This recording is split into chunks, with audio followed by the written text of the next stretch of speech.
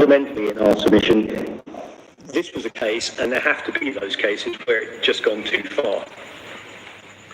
The Crown has raised the issue of the proviso.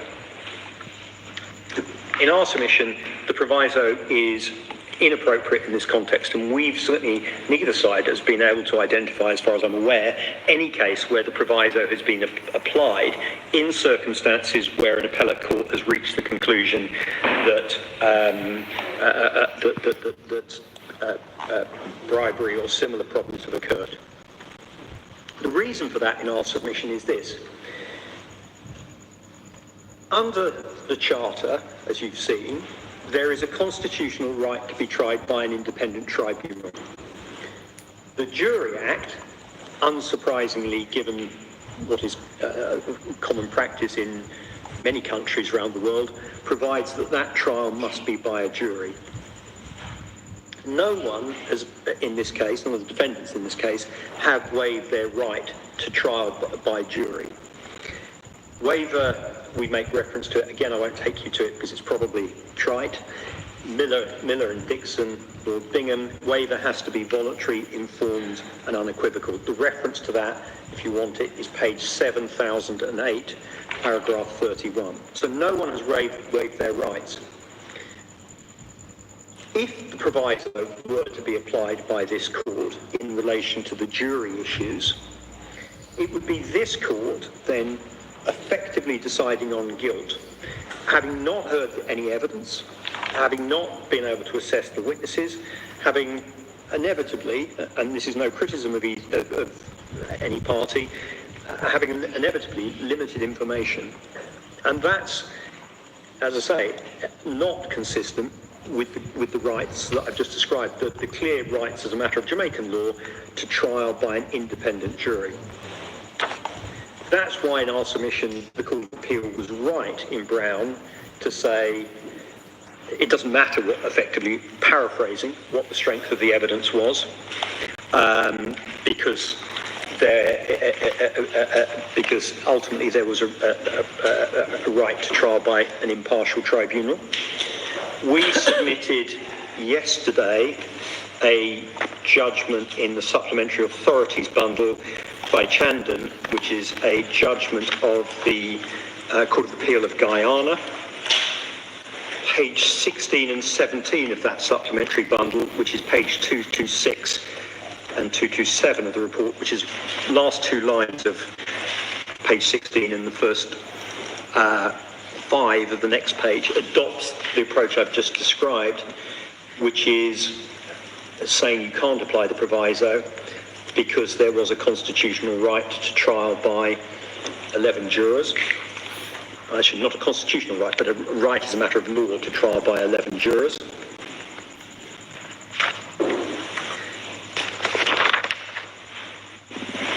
One of the reasons for that, I've given a number of sort of fairly fundamental reasons. That's obviously also consistent with the approach in Putnam, as I took you to. One specific reason for that is that, as this court will be aware, and as is clear, for example, in the judgment in Bonnet-Taylor, which is in the authorities at 6289, paragraph 20, the normal approach that is often adopted in things like fresh evidence cases is to consider the impact, essentially, of whatever occurred or didn't occur on the juries, on the jury. Well, in a fresh evidence case, one can do it, and what that does is respect the role the jury plays. It looks at what the jury must have concluded, which is that the individual who's appealing his guilt was guilty, and then considers what impact fresh material might have.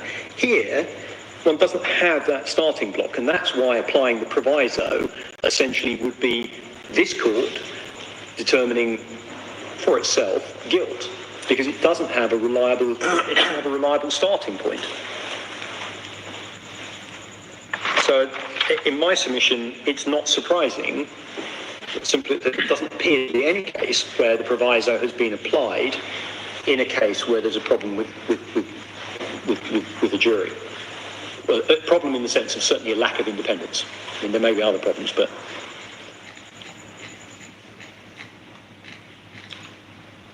My Lord, my Lord I'm sorry, I'm not meaning to look pained. Yes. I'm trying to remember an authority. We had a case in this court, we had a case in the Supreme Court a few years ago where the judgment was given by Lord Wilson to do with unfairness by a trial judge. Yes. And the court, in the judgment, Lord Wilson said words to the effect that a judgment which is the result of an unfair procedure is a thing writ in water from which nothing can follow.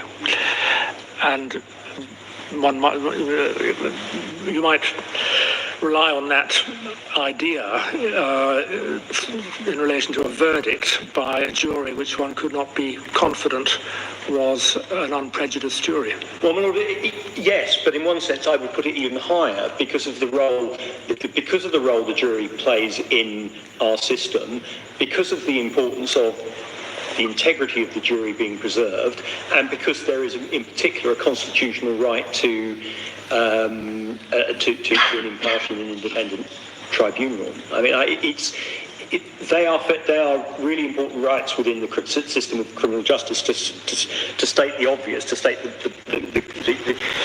and you are potentially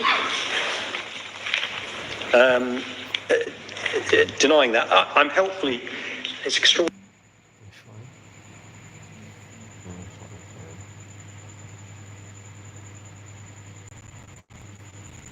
How quick juniors are these days. Seraphin, I'm told, is the judge. Right. Para 49. Yes.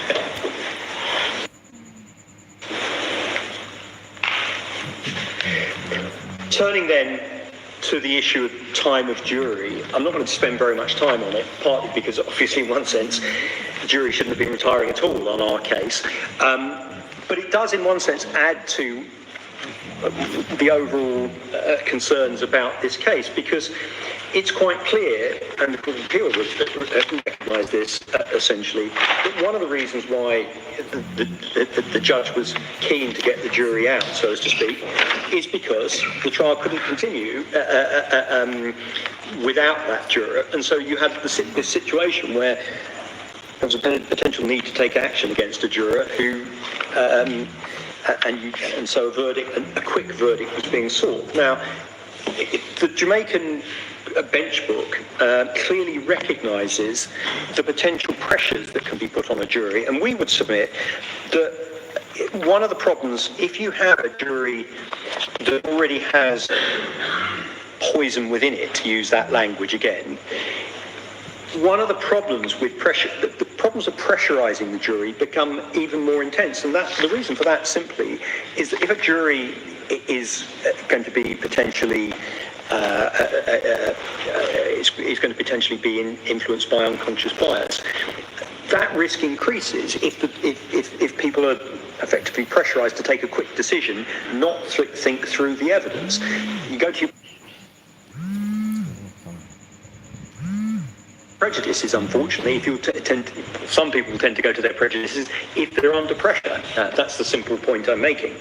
And that there is clearly a recognition now that sending a jury out late puts pressure on them, and it particularly puts pressure on them in a situation such as Jamaica, where there is no opportunity essentially for the jury to be discharged. They know they're going to be kept together. They're not going to be able to go home until they reach a verdict. That's recognised. The passage I've been referring to in the bench book is at page 6801, paragraph 5 of the bench book, which recognises what it describes as a 3 p.m. benchmark, but recognises flexibility both ways. And so in complex cases, remember this is apparently one of the longest criminal trials in Jamaican history, in complex cases it may be necessary to complete the summation earlier than 3 p.m. to avoid pressure. I'm sorry, could you give me that page number? Sorry, 6801, and it's paragraph 5. 601. 8601. No, 6801. Oh, thank you. Sorry, no, that was probably me. No, a little bit on.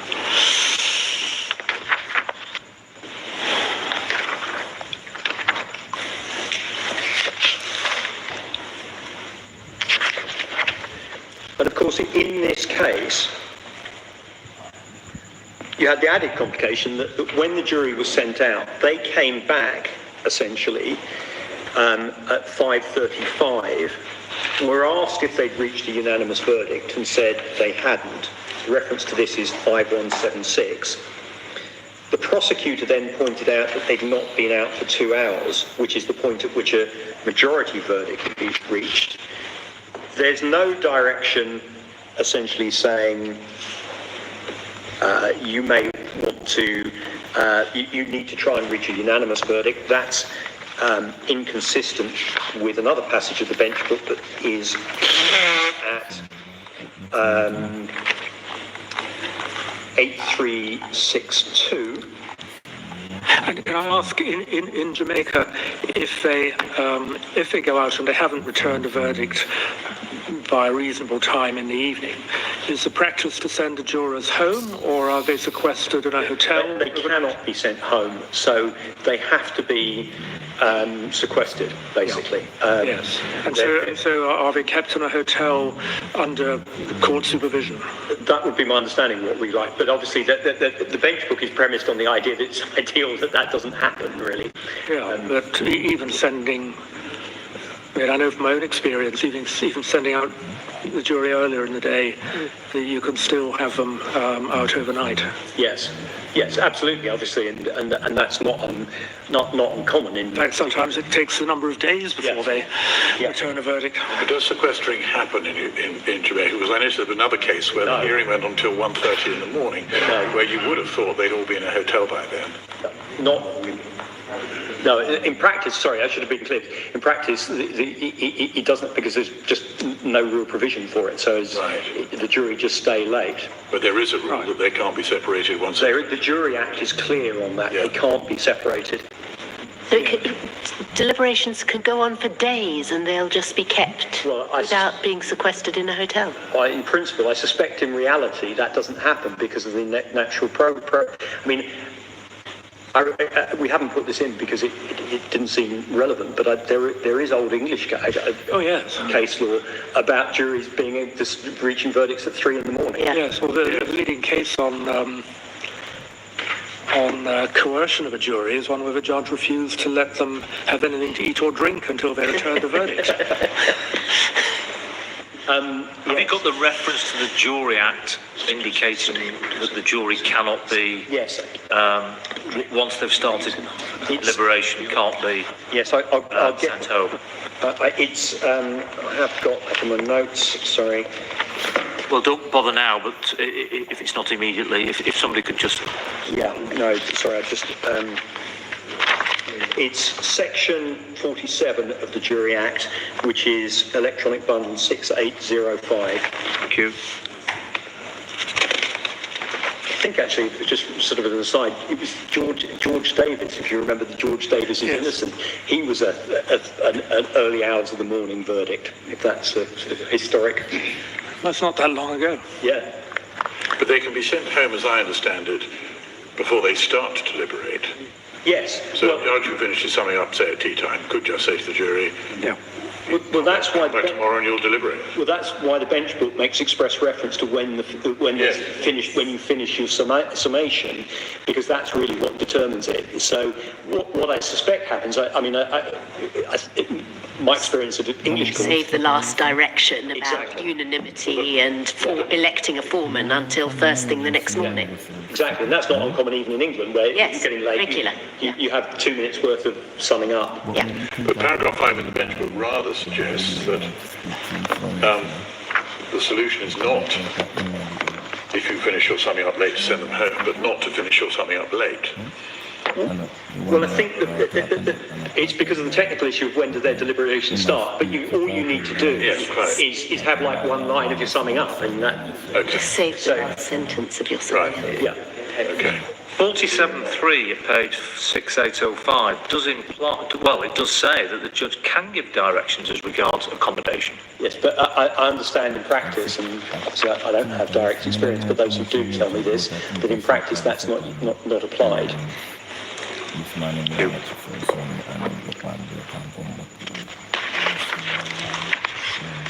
Final issue, and there are obvious issues in relation to the time of this case, particularly given the complexity of the case.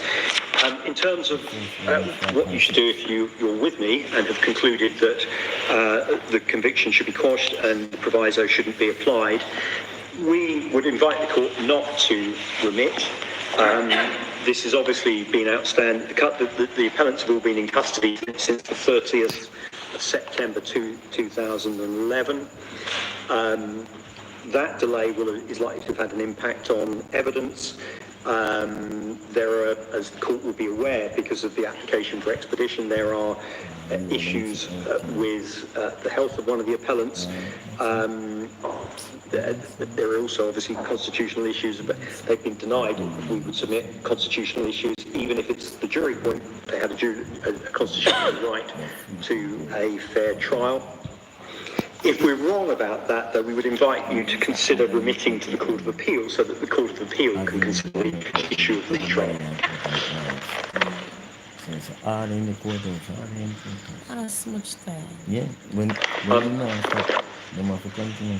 That, I think, concludes all I have to say. I think Mr. Buchanan has some additional submissions. Yes. Yes, Mr. Buchanan.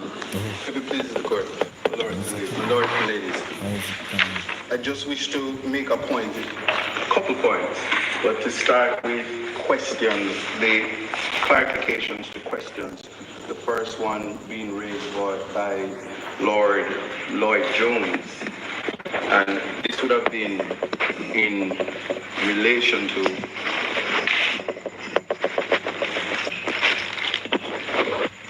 in relation to the chamber hearing. Now, in the Jamaican context, the right of the accused to be present at all stages of the proceedings, the concept of the chamber hearing, respectfully, would be that the courtroom would become the chamber. So the gallery would be cleared, and certainly the attorneys, the representatives, and then you would have the accused there. The bench book says that. That's correct. But in that situation, because it was a situation within the transcript which reflects that it was actually a conversation between one of the appellants and the son of the jury. She didn't actually see or confronted the appellant. And so she was concerned, so she only heard information, and the inquiry didn't go as far as to find out the truth of that inquiry. And so it led to a discharge. What follows from that is the opportunity would have been lost for any of the appellants, if questioned, or to say, well, this is not true. And then the judge would have made an informed decision. What follows from that also is that the foreman, she was a part of the questioning. She was then asked if she was allowed, if she could continue. She says, I'm only worried about the safety of the juror number 11. And she leaves knowing the information, and it's fresh in her mind and remains in her mind. We have no way of knowing but to speculate how much conversations outside of that would have gone to the other jurors. Then, moving back to the next inquiry number 3, it is the same forewoman, and more conversations about her role, and so the taint or the poison would have gone back as far as November in a 65-day trial and before juror number 11 left. So a proper inquiry could have found out, especially in a space where we do not know at what point or if any, when it is exactly the responses, or if the other jurors could have said that that wasn't the case at the time, if a proper inquiry and asking each and every juror, not even suggesting that it be done on the oath, but if it was asked what their responses would have been for the judge to make an informed decision. And I say this in the context that, in light of the fact that our Constitution, it places even a duty on the judge to, as the custos morum of the Constitution, to protect the rights of the appellants, that it was incumbent on him to ensure that he makes the inquiry so he protects the fair trial right. So that would be in response to your question as it connects. So what flows from that then is when we get to the late retirement, we have a juror who is the fruit of the poisonous tree, or the introduction of the poison, no knowledge of how far the poison is. I'm not inviting the court to speculate, but that's all we are left to do, respectfully. And what happens in that situation is we don't know if the pressure arises because there was a situation where these jurors were able to say, I would participate in a bribe, allegedly, or not. And so the verdict that comes could never be a true verdict in light of that. So that's the submission as it connects from incident 2 to incident 3. Now, in relation to the proviso, and I think you had knocked some of the wind out of me, say, Lord Reed, because I would have borrowed your words in the judgment to say that you can't proviso unfairness, you can't proviso injustice. It's just not possible. It would be an absurdity in the law. Come on, man. Why are you doing this? The sleeper, stop.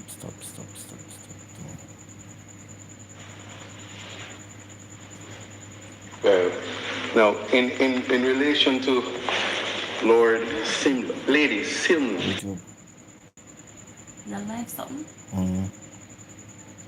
Simla, you asked a question about the balancing of rights, the balancing exercise. I would submit to you that the Jamaican Constitution, in particular the Charter, it came at a time post the Phipps decision. So there was a lot said about King and certainly Phipps, the Phipps judgment. But at that time, it was presumption of constitutionality, and certainly the onus was on the appellant to prove the privacy right violation.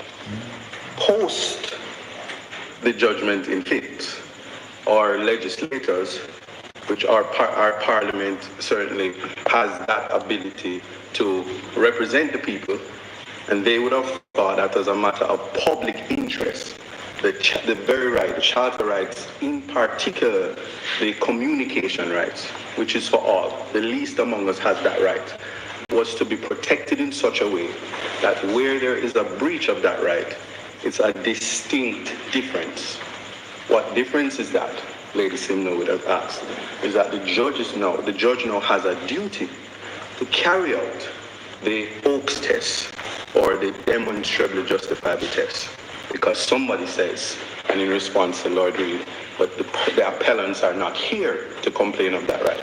But they did at first instance to their counsels collectively.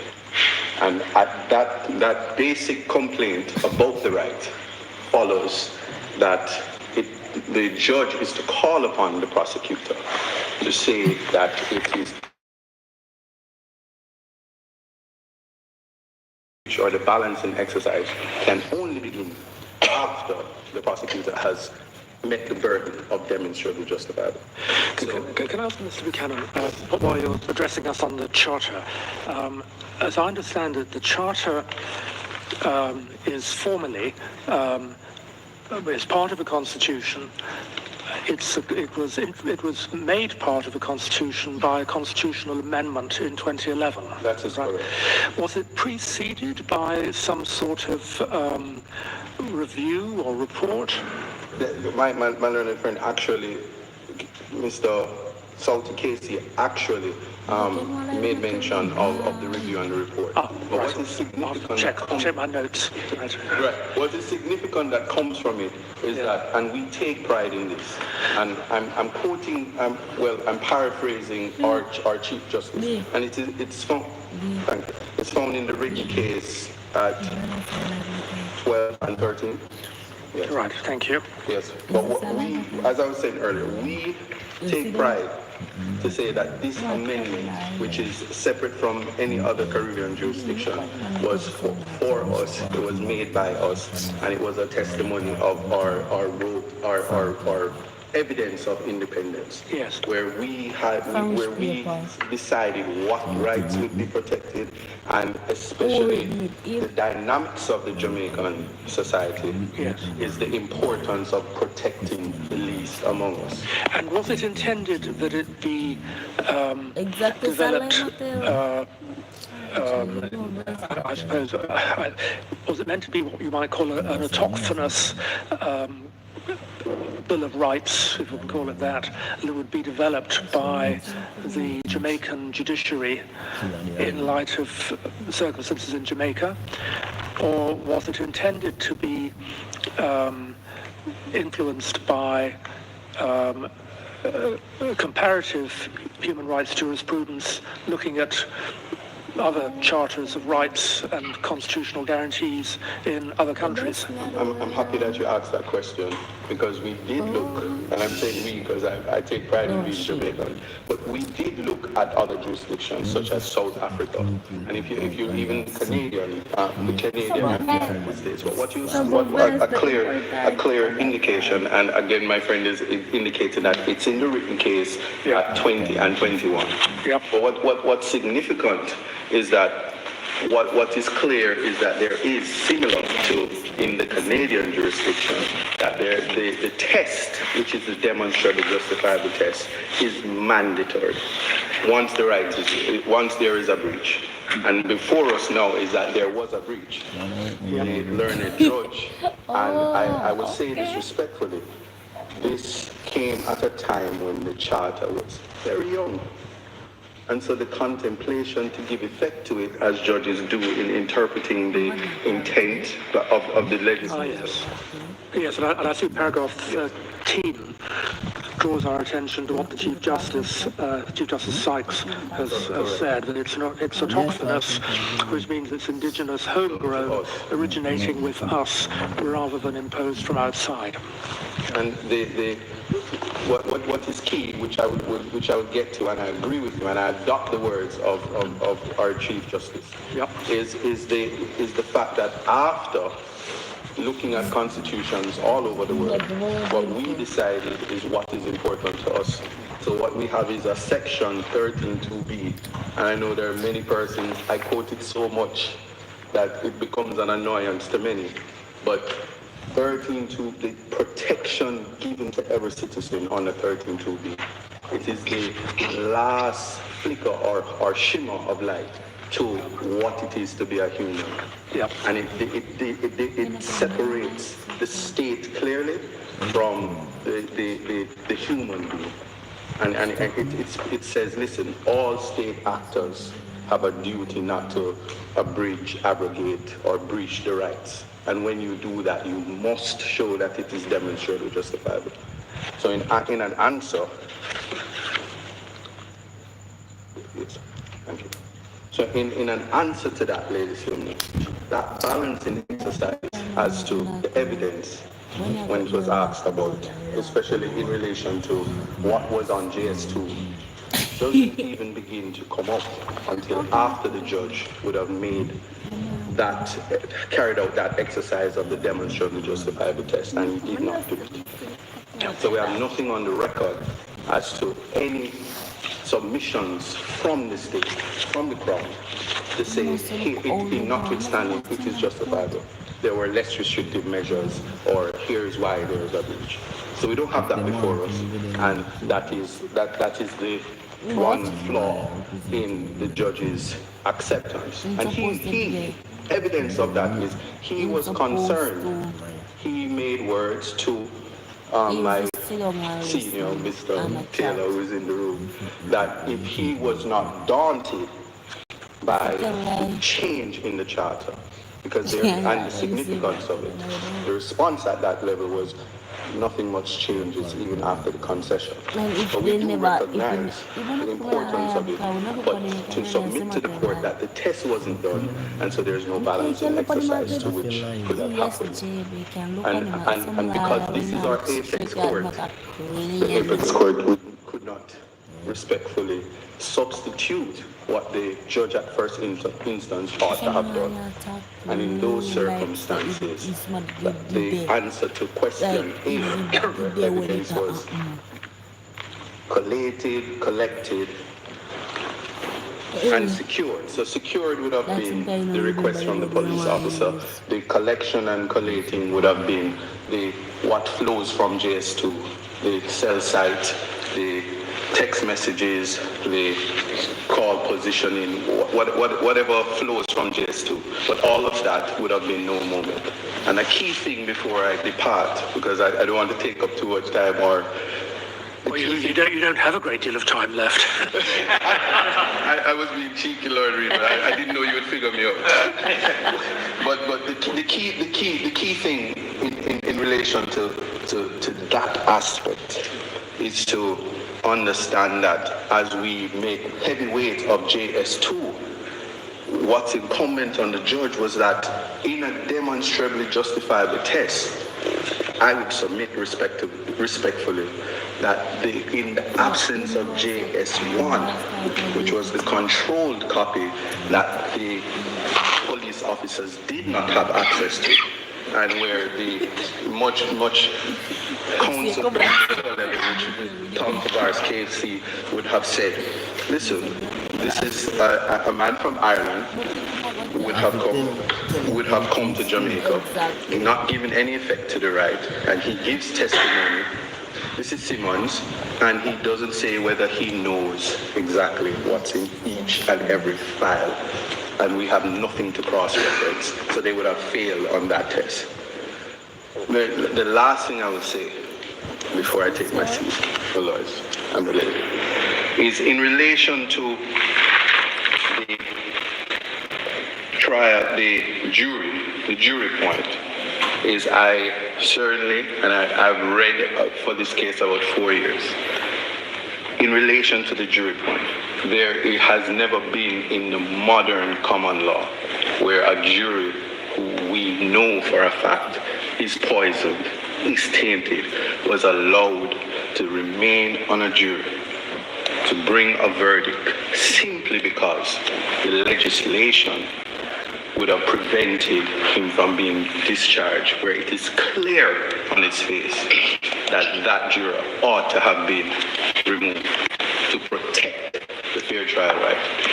And it is in that vein that I will say that there is no cure, no proviso, or no thought of a retrial or a second bite of the apple where the unfair trial right was breached in the manner that it did in the circumstances from incident 2 to incident 3, and then the justification for breaching what we know is common practice in the Jamaican space to ensure that you leave one sentence so that the deliberation takes place on the next day.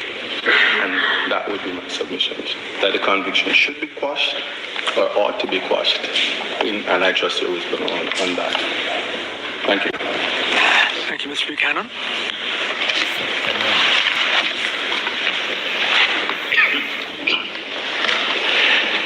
Well, if we've heard all counsel on behalf of the appellants, then I'll turn to Mr. Knox. Now, Mr. Knox, I don't want to knock you off your stride before you've got started, but it would be helpful to us if you were able to address us first on the jury issues, and then we may consider whether we need to hear you on the JS2 issue. Well, yes. Doesn't knock me off my stride too far.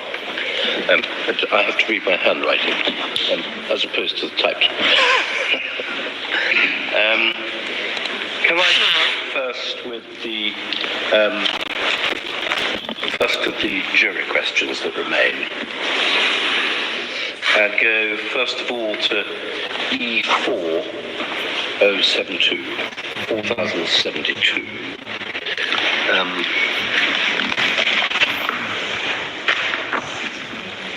Which is in bundle 5A, if anyone's working from the hot copy.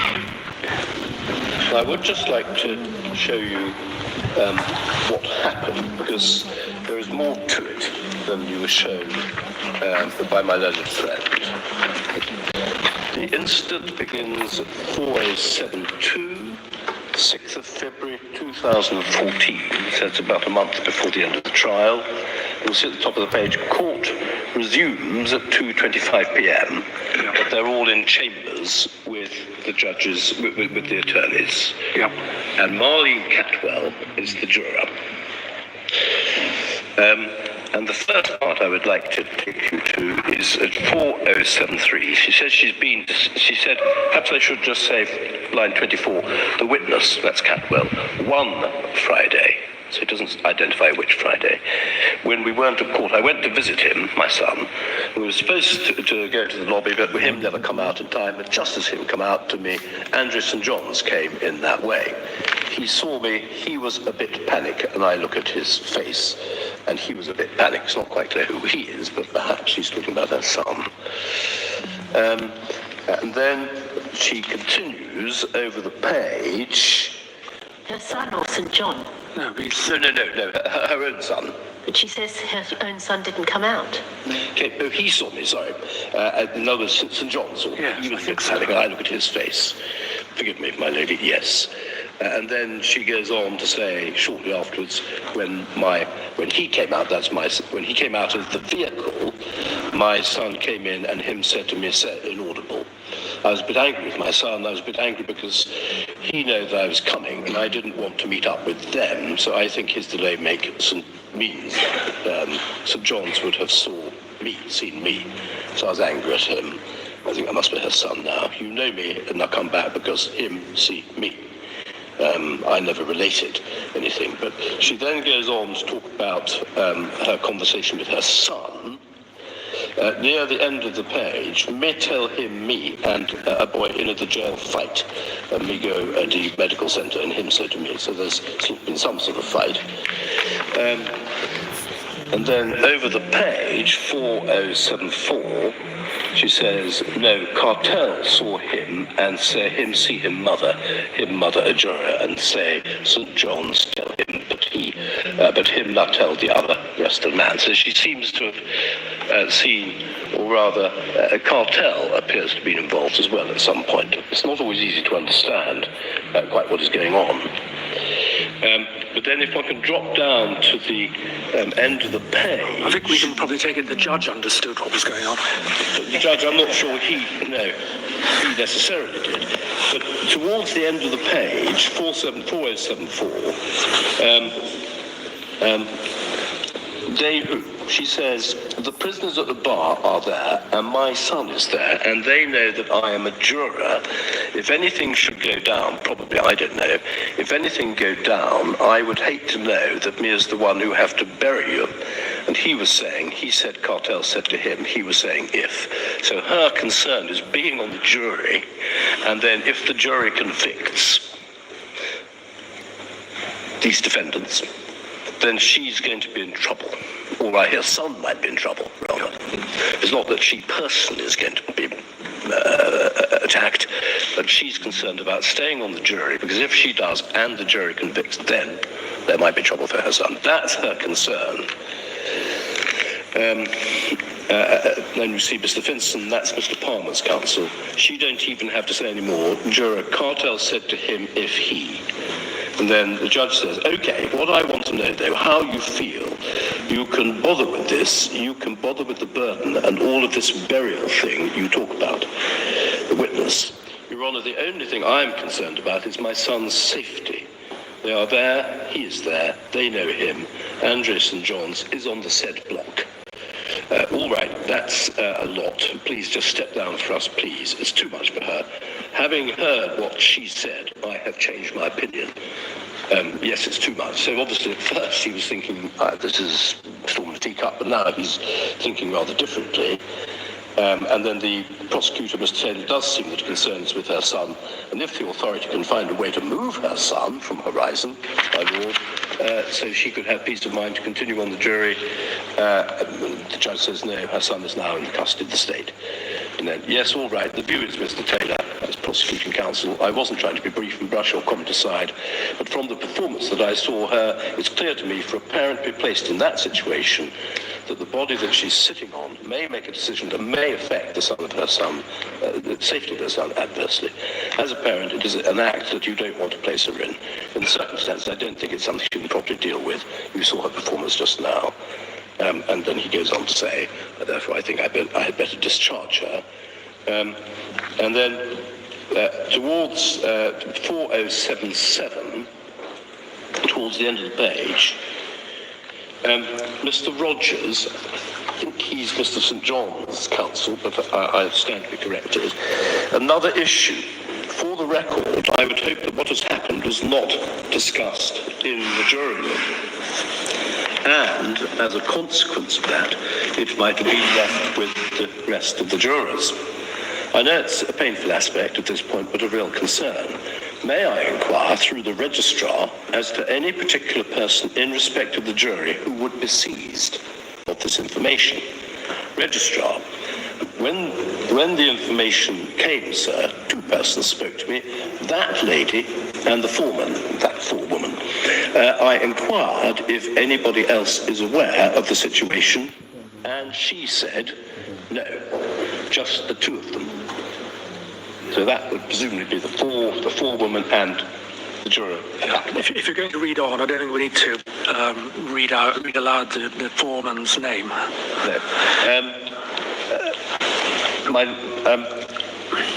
My lords, my lady, if you could just read on to the end of 4080, to the end of 4080, you'll see what the upshot was. And what takes place.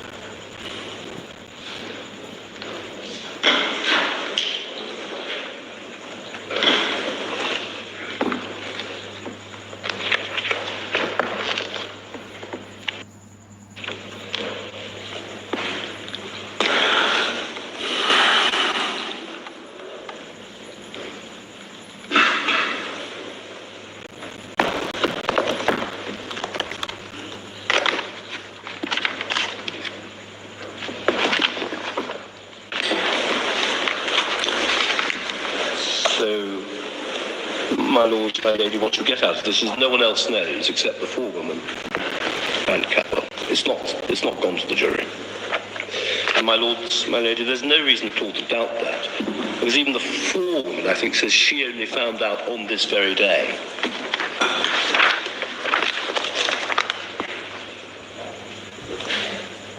And then the judge finishes at 4081 saying, I'll make an announcement. That she has a personal difficulty, and I'll dismiss her. In my submission, there's nothing wrong with any of this. This is a perfectly sensible way of dealing with the matter. The judge has assured himself that no one else knows that there has been some incident. And I might add, the only, quote, incident is that she is concerned that her son is in the same, appears to be in the same prison as these accused. That's her concern. There isn't any concern, certainly on the face of the record, that her son has actually been threatened by any of the accused already. So there's no basis for saying that she would have, so to speak, spoken to other members of the jury and said that, or indeed to the forewoman. So I submit there's nothing here which required the judge to go any further than he did. My learned, I think, can I just ask you also to note that this incident began, I think, going back at 2:25 p.m., that's 4072, that's when the Chambers meeting begins.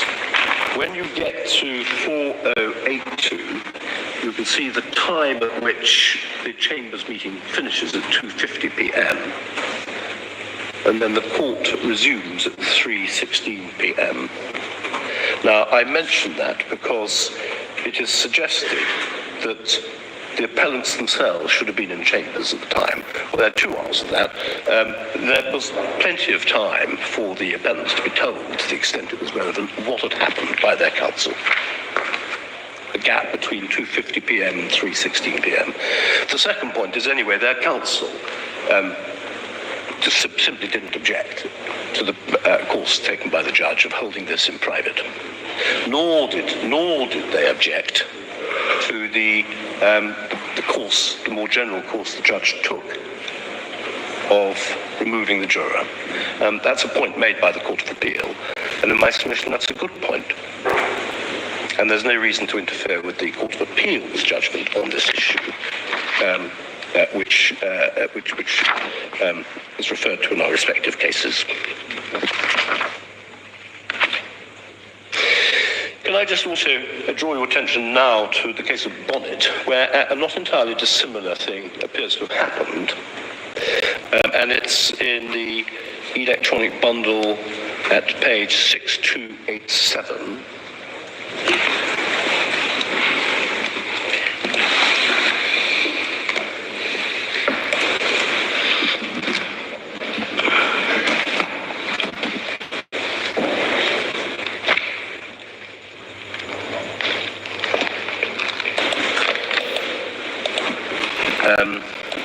And that's where the case is. Forgive me, my lords, I think I've picked up the wrong bundle. It's 6287. The relevant paragraph, if I can ask you to look at it, 6289, paragraph 21.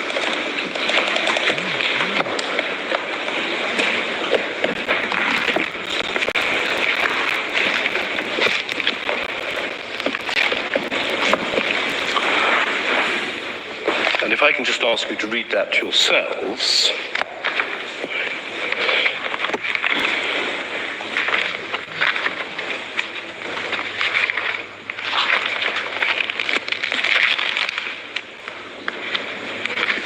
Just paragraph 22. Sorry, paragraph 21 and paragraph 22.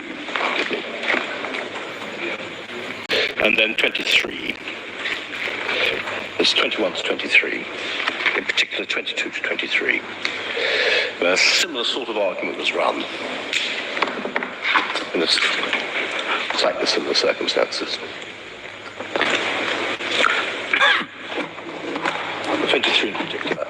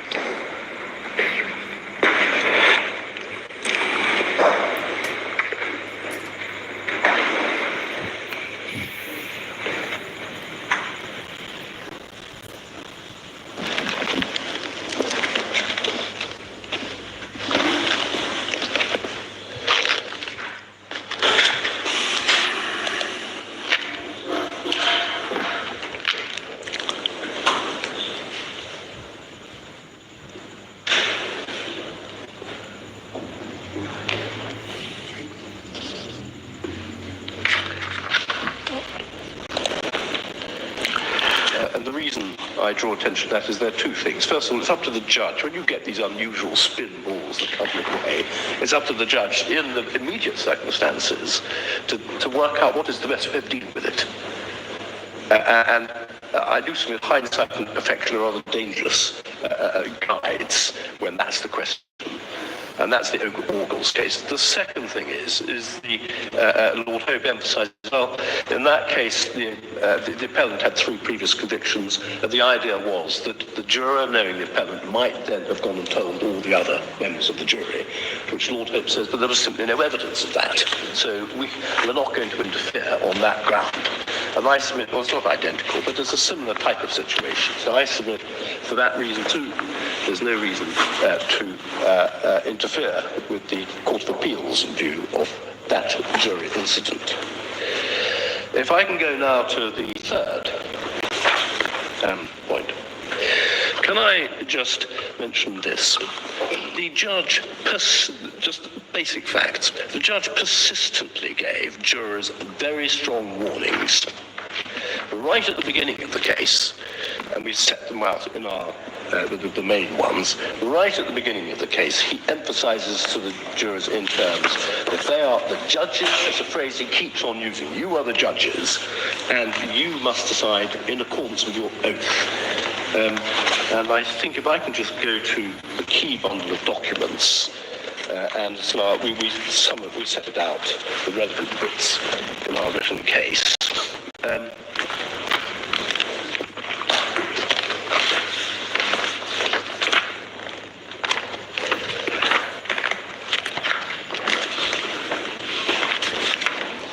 At page 6236. I will give the references, but you can see paragraph 66, and then I'm ashamed to say 65 follows after 66. Those are the things he says right at the beginning.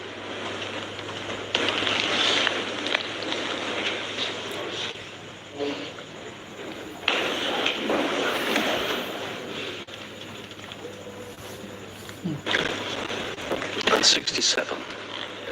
Now, so very clear direction right at the beginning. Decide in accordance with your oath. Don't speak to anyone whatsoever.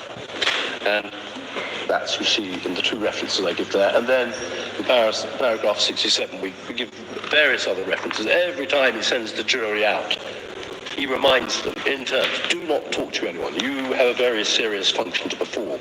Don't go and mess everything up now, because it'll be fatal to this case if you talk to people. This is the drift, my lords. I have millions more references, which I don't have to hand, but all the time he's saying to the jury, this is a very serious thing. You mustn't speak to anyone. You must remember your oath. And my lords, I say this is important, and my lords, my lady, I say this is important because after 56 days, the jury would have been well aware of the seriousness of their task, and that they must not talk to anyone, and they must decide in accordance with the evidence. But that's talking to somebody outside their number. What we're concerned with here is somebody within the... I will come to what you might call the naughty juror in a moment, but obviously, he doesn't seem to have taken very much notice of it. I agree. I will deal with that.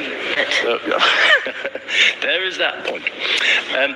But I'm talking for the moment about I'm going to address the points of law, obviously.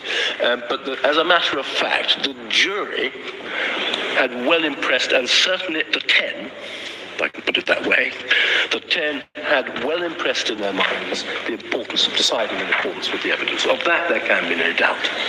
And throughout the trial, they are obviously very well aware of the enormous publicity this case is creating. They know they are doing a very serious job. It's not just a 1, 2, 3 day job, small case. This is the big case in Jamaica. It's on the news every night. Crowds outside the courtroom. Crowds in the courtroom. They realise, so to speak, they are separate from the public. And that, in my submission, is an important point when bearing in mind whether the judge was entitled to trust the jury. I'll deal with about the miscreant. And in my submission, he was. He's given these directions. And they have, apart, of course, from the miscreant juror, there's no reason to doubt that the 10 have acted properly. My lords, my lady, the next point I want to emphasise, and I'll come to, if I may, the transcript, but the bribe was offered by the miscreant juror on behalf of, or rather in the interest of, all 5 defendants, including Shane Williams. Now you can see why I emphasise that, because the jury obviously did not convict Shane Williams. Well, the 10 didn't. He was acquitted. And I'm going to come in a moment to the transcript, if I may. But while I'm on that point, the Shane Williams point, Chow gave evidence of a fight or the attack in which the 4 men apart from Shane Williams were involved. In other words, Shane Williams was not himself implicated by Chow in the actual killing. What he was implicated in was that it was said Chow gave evidence that Shane Williams, who he called Terence, was one of the men in the video talking about the killing. And that was the basis on which the case went to the jury. So there was evidence, the judge did allow evidence to go to the jury in relation to Shane Williams, but it wasn't what you might call the same evidence Chow gave against the other 4 men. If I can just give you the reference for Shane Williams's involvement, or rather Chow's evidence of Shane Williams' involvement, it's at E4011. And Shane Williams is one of the people identified in the video, which was said to be incriminating. That was the case against him. But I do submit it is important that that is an indication the jury were not just saying to themselves, I see, a bribe has been offered on behalf of all of them, so they must all be guilty. The jury has distinguished between them. Are you going to take us to the references to the 5, to the bribe being offered on behalf of all 5? Oh, yes. yes. Because I would like to go to, it's not a very long transcript, I would quite like to go to the transcript to see what actually happened in front of the judge. I'd like, if I may, to go to the facts first, and then I will deal with the issues of law which arise as a result of them.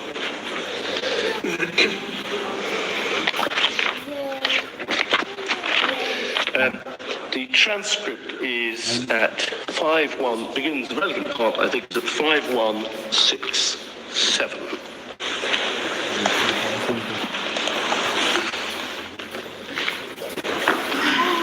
Sorry.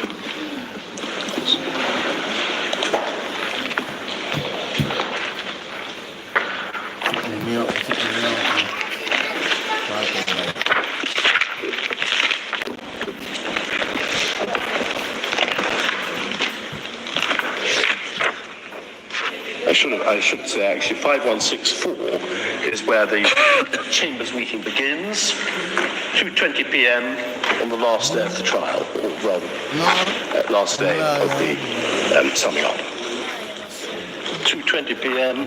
court resumes, and the judge then reports that he's heard that a member of the jury has been offering a $500,000 bribe to do a particular thing. You see that about a third, halfway down. My lords, my ladies, just for information, the exchange rate at that point was in pounds, 180 Jamaican dollars to £1. So we're talking here about, I think, something in the region of £2,700. That's the total number. I'm on the wrong page. Which page are you on? 5164. Forgive me, my lord. I did say 5167, then I went back to 5164. I'm now back. Thank you. So that's the size of the bribe, if I can put it that way. I'm not saying that makes it better, but obviously not.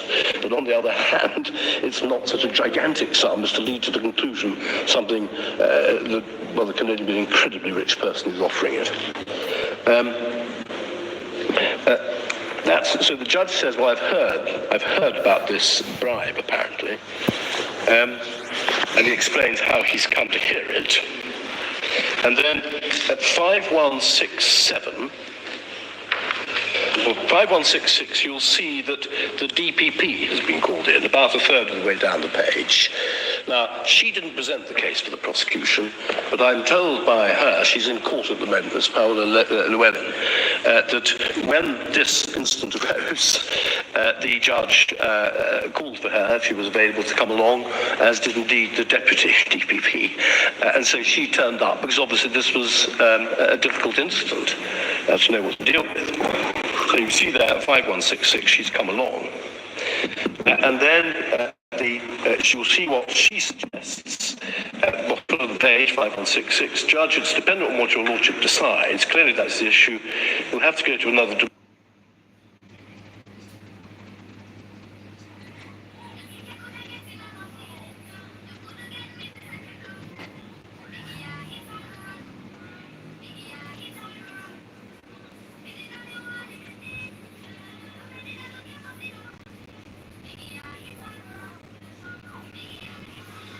domain. That's between her as the complainant, a particular person. If there's to be credibility in the matter, that's not for you. It's a very serious matter. So she's not encouraging the judge, so to speak, to make any further investigations into this. I submit quite rightly. Judge, if that report is credible, and having heard the thing, one decision will have to be made in respect of that man today. He's going to make up his mind now. And DPP says yes. And then the judge says, this is all very painful. But I'm going to have to arrange for Madam Foreman to come into the interchambers. You see that about 2/3 of the way down the page. And then the Madam Foreman... Do we assume that during that period of time, who else has been? Is there any indication who else is with the judge and the DPP? I think all counsel, I should say, as I understand it, all counsel are present, but not the appellants themselves. I don't think there's any issue on that. Right. Thank you. Doesn't actually tell us, does it? You're right, my lord, but I have a feeling, I don't think it's in contention. Thank you. And before he says that he's going to call Madam Foreman, he says that he's going to summon that juror, and he's had instructions to the police. Yes. In fact, he never does. Yes. But he does get the foreman, Madam Foreman, along. And so she turns up, and I'm now at 5167 at 2:43 p.m. Judge, you can see what the judge says, 5167, line 19. And if you can, it may be simpler, my lords, my lady, if you read on to 5173, rather than me picking out bits here and there, because there may be other things which I miss out, which you might want to read. To which page? 5173. Thank you. And then I'll make some comments on it.